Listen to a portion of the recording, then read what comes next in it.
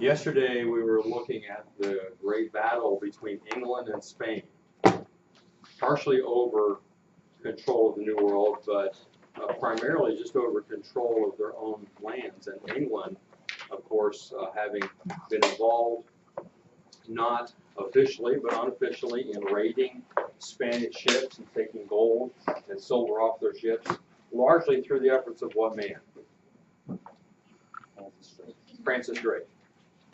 And eventually, King Philip of Spain decides he's going to invade England, and so he sends his large navy to England, and that was called what? Right, Spanish Armada. And the Spanish Armada was defeated. What was left of them limped back to Spain, and England then became the dominant nation on the seas. That enabled them to begin thinking then of how they're going to use their claim of the New World, and particularly North America, to their advantage. One of the men who had a lot of foresight into colonizing America and how that would be beneficial for England was a man by the name of Walter Raleigh. And so we want to look at the arguments that he gave for colonizing North America, because this is something that hadn't been done before. So these were compiled by Richard Hakluyt the Younger and Sir Walter Raleigh for Queen Elizabeth. The first argument was that this would help to expand Protestantism, or Christianity as they perceived it.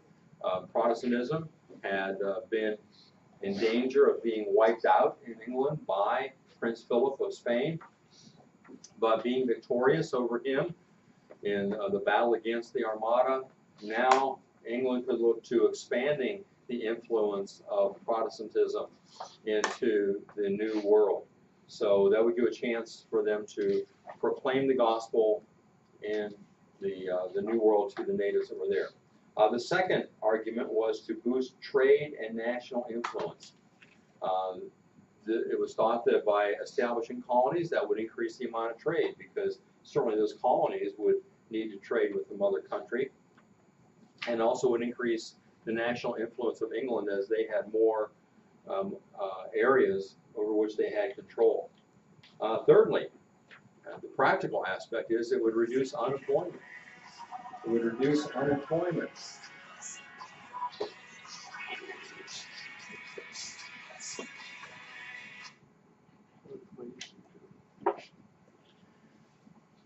There was only so much land in England, and after a while, there are more people that want to work than there is land on which they can work, and so there are a lot of people without employment. This would be a way to get those people into productive areas, so that by going to the New World and being a part of a colony, they would have work to do and be able to produce something. The next argument given was that they would establish military outposts to thwart Spanish dominance. There's still this rivalry between England and Spain, and so if they could establish places in North America, that would be able to keep in check the Spanish who were dominant in Central and South America. All right, so those are the arguments given to Queen Elizabeth as to why they should establish colonies in the New World.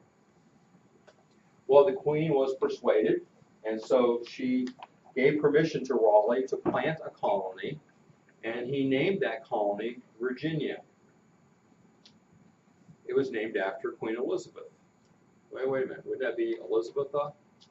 Why was it called Virginia? Because she was the Virgin Queen. Right, she was called the Virgin Queen because she never married, and so Virginia is a play on that. So 100 colonists on 7 ships settled on Roanoke Island in North Carolina in 1585. They abandoned it the next year because of threats from Indians and Spaniards, as well as being out of supplies. So they gave up and went back home. Francis Drake actually was the one who arrived and provided passage back to England. Although in order to do so, he had to leave behind some African slaves and Indians that he had liberated from the Spanish. So there were people left there, but the English went back to England. And those refugees that he left there were never heard from again. Nobody knows what happened to them. A relief party sent by Raleigh arrived a few weeks later. He was on his way to get these colonists to bring them back. But when they found the colony deserted, they turned around and they left behind a holding party of 15 men. And none of them were ever heard from again either. Looks like that's not a good place to establish a colony. But in July 1587, a second group mistakenly landed in Roanoke. They weren't supposed to, but that's where they happened to land. They had 90 men, 17 women, and 9 children. And after they arrived, the first English child born in America occurred, and her name was Virginia Dare. Well, they arrived too late in the year to plant. Not good planning. And so the governor of the colony, Governor John White, returned to England for supplies. However, when he got back to England, war had erupted between England and Spain. That made it unsafe for him to bring any ships back to Roanoke, and so he had to wait 3 years before he could come back with supplies. Among the people he left there was his adult daughter. When they arrived back there, they found it totally deserted again. The only clue that remained was written on a post which said Croatoan, and on a nearby tree, CRO was engraved. There's been a lot of controversy ever since as to what that meant. Was that a sign that was given so that the English that came later would know where they went? Oh, go there, that's where we went. There was an island nearby called that, but also the natives that lived on that island were called that. Were they carving in the tree, here are the people that attacked us and killed us? Maybe the last person carved that on there. Nobody knows for sure what happened to the colonists. And some feel that they were killed by hostile Indians. Although White had instructed them to carve on a tree if they were in trouble. Others thought that maybe that meant they joined the local Indian tribe on Croatan Island. Well, a few years later, in 1607, a resident of Jamestown, not too far away in Virginia, that would become the first permanent English colony, reported seeing an Indian. Here's how he described this Indian: with a head of hair of perfect yellow and a reasonable white skin, which is a miracle amongst all savages. So he saw a blonde-haired, white-skinned Indian among them. So that may indicate that these settlers actually did join a local Indian tribe in order to survive. There are stories of blue-eyed Indians living in the western part of North Carolina years later. Here's what one author says. John Smith told of meeting an Indian chief who told him of certain men clothed at a place called Okanahonan, clothed like me. In other words, clothed just like him. Powhatan, who we'll talk about in a little bit, was the chief of the area around Jamestown, related that he had gone to war with the Chesapeakes, where the colonists had lived peaceably for about 20 years and slaughtered both Indians and the settlers. Well, so we don't really know. It's a great mystery. Every once in a while you'll see a show on television in which they're trying to discover what happened to those at Roanoke. And there's lots of good information out there, but nobody knows for certain. Okay, have any of you ever seen any of those programs about Roanoke? Okay. They're interesting if you like that investigative kind of archaeological and finding different things that indicate that these people were there. Well, Raleigh's attempts cost him about 40,000 pounds, which prompted him to look to the government to support any future colonizing efforts. Because at this point, it really wasn't paying off. So he wanted the government to get involved. Isn't that just like human beings? Let the government pay for it. Well, the way that they decided to proceed was not totally a government effort, but it was through forming companies in which the risk would be shared. And so the next point, your outline permanence.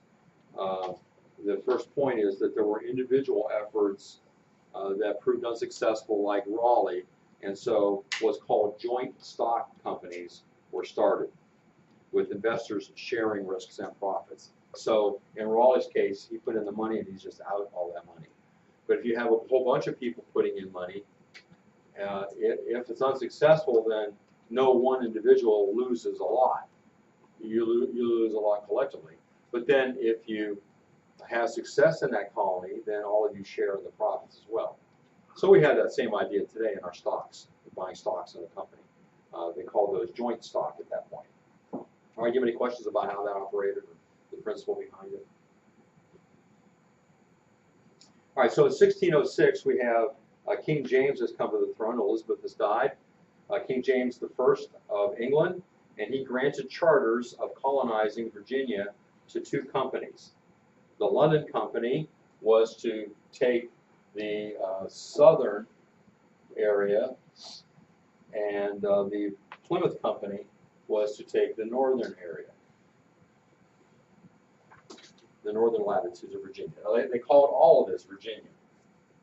All of this was called Virginia at first. They had one failed attempt on the coast of Maine, up in here. But then they established Jamestown in December 1606 with 104 men by the London Company. These wealthy gentlemen came in search of riches. They thought they would find gold. And also looking still for that passage to the Pacific Ocean. It's got to be here somewhere. With them was a soldier, adventurer, pirate, jack of all kinds of different adventurous trades, John Smith. Now, he was so distrusted by the other men on the ship that they actually tied him up on the way over. But when they got to the place where they were going to establish a colony, they opened the sealed orders from the London Company, and those orders named Smith as one of the men who would run the colony. Oh, sorry about that. Untie him, please. He's one of the leaders. Well, this encampment would become the first permanent English settlement in North America, Jamestown, Virginia.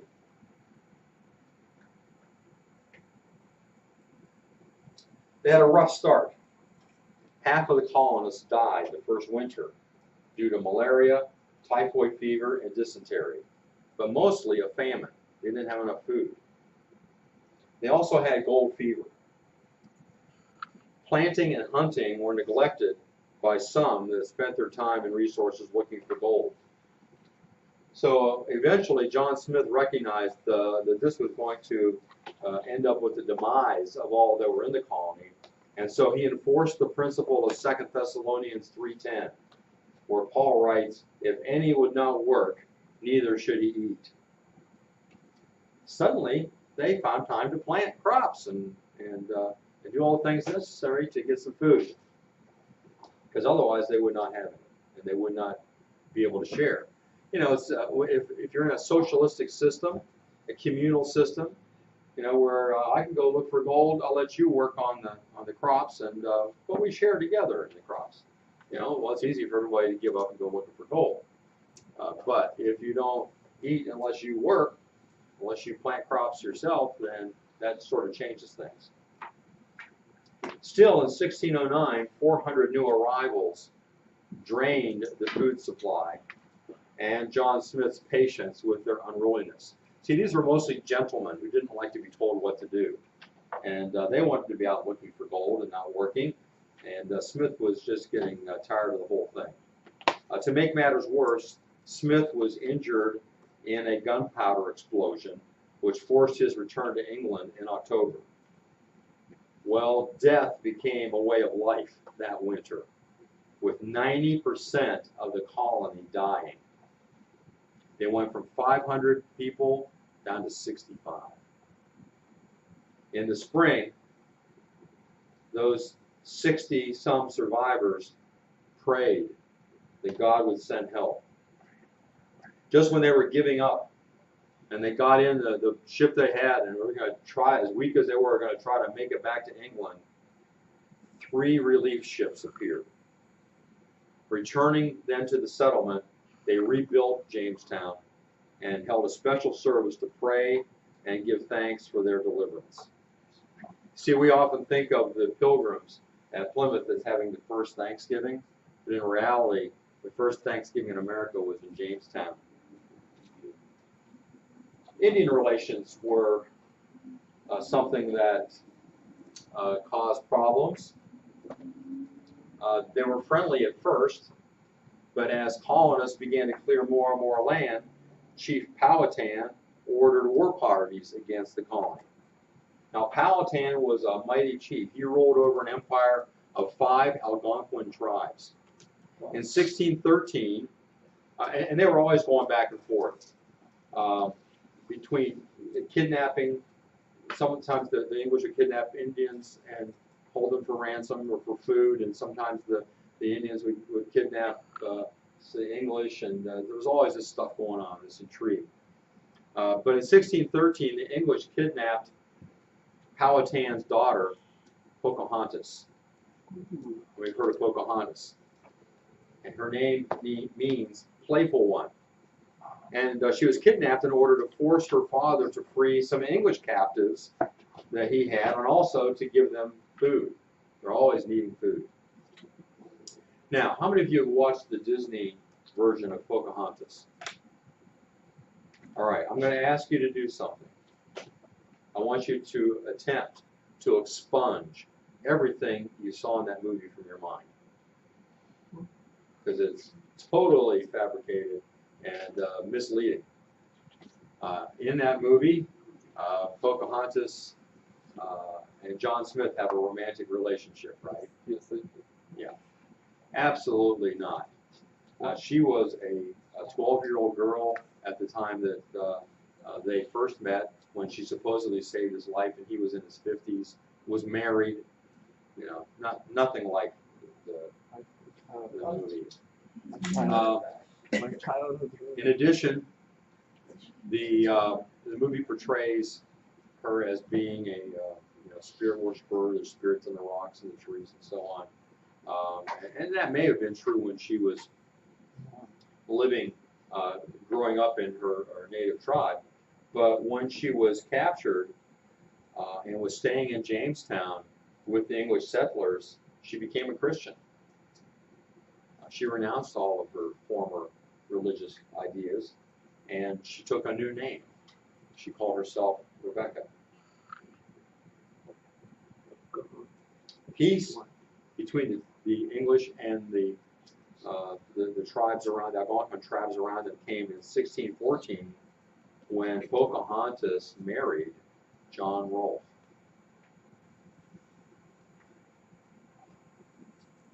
John Rolfe was one that was most responsible for promoting the selling of tobacco back in England. Raleigh was the one that kind of discovered and brought it back, but John Rolfe was the one that made it a paying industry in Virginia, helped save the colony away by giving them a cash crop. Here's a painting of the baptism of Rebecca as she's baptized into the Anglican Church. This is such an important part of our history that this painting is in the rotunda of the Capitol building in Washington, D.C. How many have been to the Capitol building? Okay, only a few of you. Remember, you're inside that huge area of the rotunda, and there's big paintings around the outside. You remember seeing big paintings? I think one of them is Columbus. It's interesting that the majority of those paintings are of religious activities, religious scenes. And one of them is the baptism of Pocahontas. So very interesting that it's there in an age now where they're trying to get all Christianity out of government. Well, and here's the wedding of John Rolfe and Pocahontas, now called Rebecca. In 1616, they traveled back to London. And of course, Rebecca became a big celebrity, being that she's a native princess coming to London, and everybody wanted to see her, and they were quite popular. Unfortunately, the house in which they were living was down near the Thames River, and that's where people just dumped their garbage. They dumped all their waste. They just went into the river, and so in that area there was a lot of bacteria and a lot of disease. And unfortunately, Rebecca caught something and became very seriously ill. And just before they were to return to Virginia, she died at the age of 22. Well, the colony progressed. The relationship with the Indians around continued to be good. The Indians actually taught the colonists how to grow maize and melons, which were the big things that they grew. Oh, here's a painting of Rebecca Rolfe in London. That's all decked out in the latest fashions. All right, let's look together at the section called Nova Britannia to see the differences between British settlements and those of France and Spain in relationship to different areas. All right, I know this may have been difficult for you, but hopefully you made an attempt and maybe you got some of these things correct. If not, we can fill them in as we go. All right, concerning the land, what was the English attitude toward land? Anybody have an idea?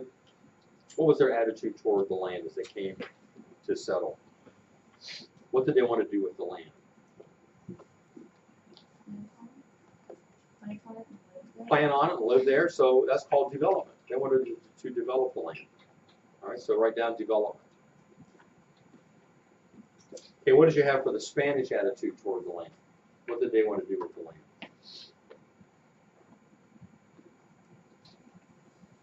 Lahana?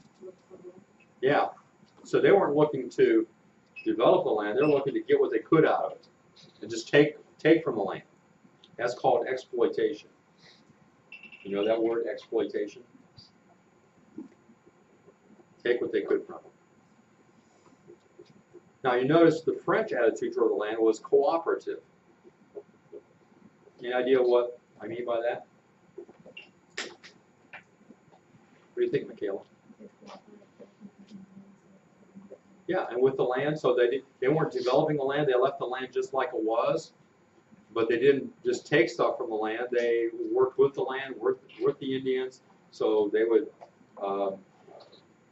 kill animals for their fur, but not overdo it. And so they're just becoming part of the whole process of what's going on in the land. So it's cooperation, especially with the Indian tribe. All right, the relationship of the English with the mother country. I'll tell you this to begin with. The English in the colonies were self-reliant. Now, at the beginning, they were constantly, needing more supplies. But after they got going, they were self-reliant. They took care of themselves.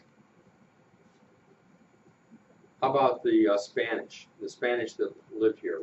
What was their relationship with the mother country?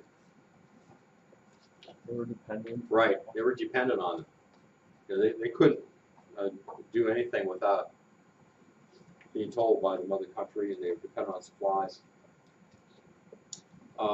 France, what about their relationship to the mother country? In a way, the people that lived here were self-reliant because they were living off the land and so on. But as far as what they were allowed to do and so on, they were still dependent on the mother country. The French government still had control over them. So we'll put largely dependent, although there is a sense in which they were self-reliant in their living. All right, what about government? The last answer kind of relates to these as well. What was the English government like, especially in comparison with the mother country? The English were self-governing. They were on their own. They came up with their own way of governing themselves. Didn't have that much contact with government of England. What about Spain and France?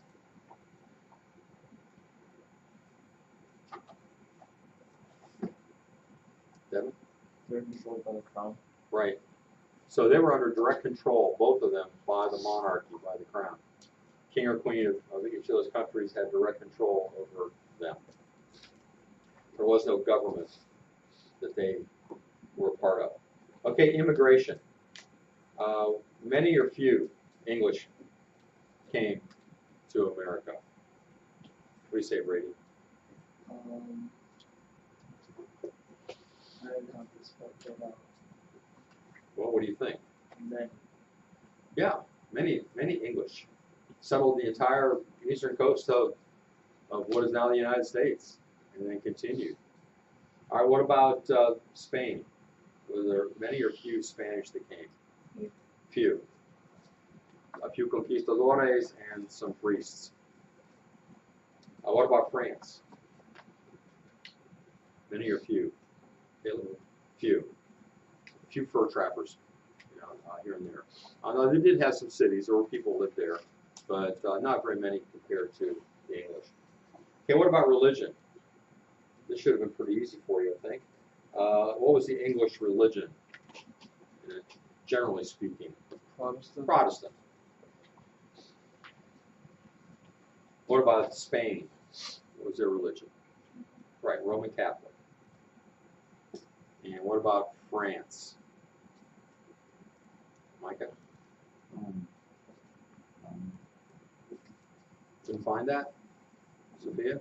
Catholic. Right, Roman Catholic again.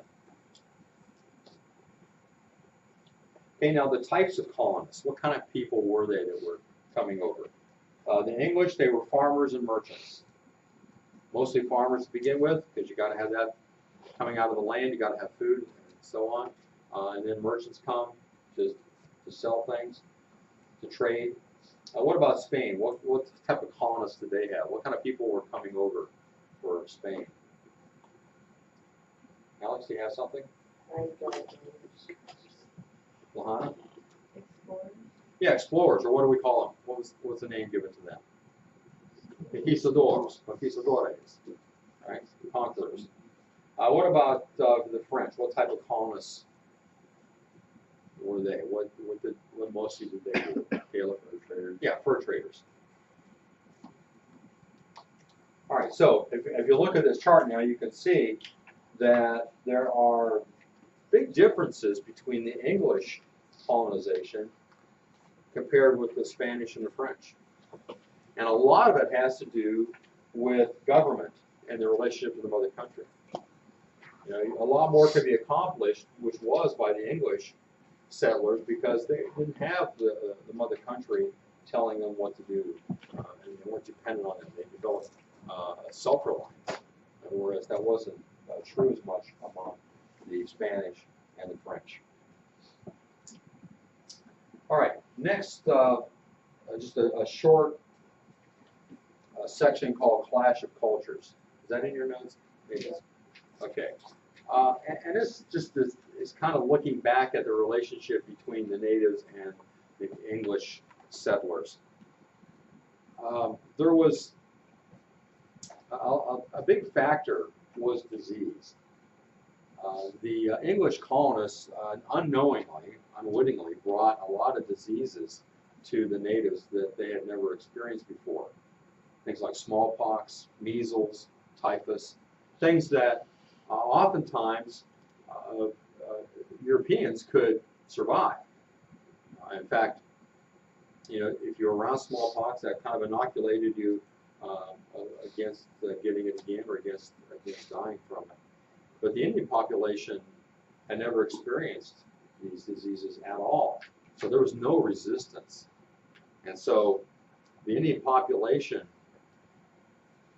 in North America dropped from an estimated 50 to 100 million at the beginning of the 16th century to only 4 million at the beginning of the 17th century. That's a lot of people that died primarily from disease, some from warfare, things like that. In fact, the total destruction of Indian populations that we mentioned before in the West Indies created a labor shortage because the Spanish were using them to work in the sugar fields and other things, harvesting things. And so they didn't have enough workers because the Indians were all dying. And that led then to the use of, to the bringing in of African slaves. That's why Africans started to be brought over. It was because we ran out of Indians. And so the Spanish brought over African slaves. All right. Any questions? And that's, you know, a large part of what happened is that the native population just decreased tremendously through disease, through slavery, and sometimes through war. And eventually the Europeans took over the entire continent. Any questions?